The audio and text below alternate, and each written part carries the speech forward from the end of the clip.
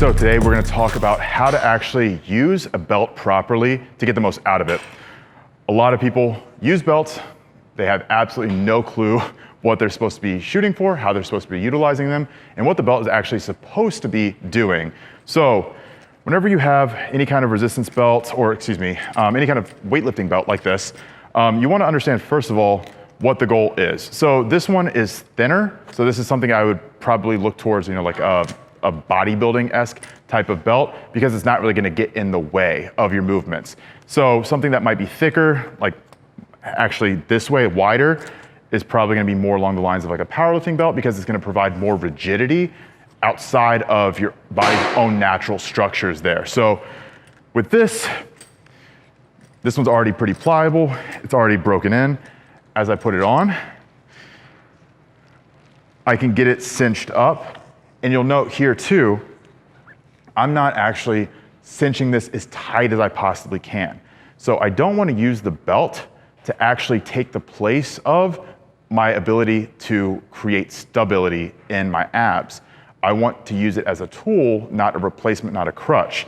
So if you see someone who's just cranking their belt super tight, they're sucking in their abs, they're using that as a crutch. You don't want to use that as a crutch. You don't want to just, use the belt to supplant your body's ability to create that intra-abdominal pressure. You want to push against the belt and create that tightness. So here, again, I can actually probably get a finger in, but as I'm performing a movement, what I want to do is actually push against the belt.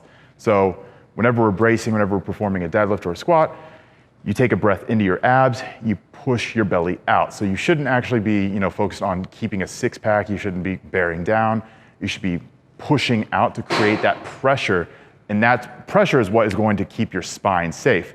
So the belt actually is just increasing your ability to create intra-abdominal pressure, because it's creating a smaller container, essentially, is the best way to describe it.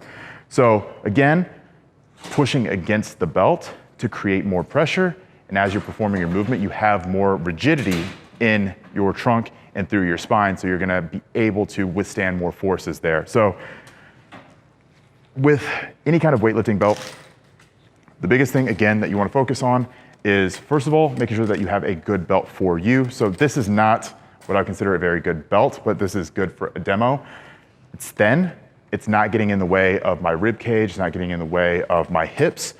And that is good for just general purpose hypertrophy work. This was a bit thicker, like what I was saying, probably a bit more catering towards powerlifting.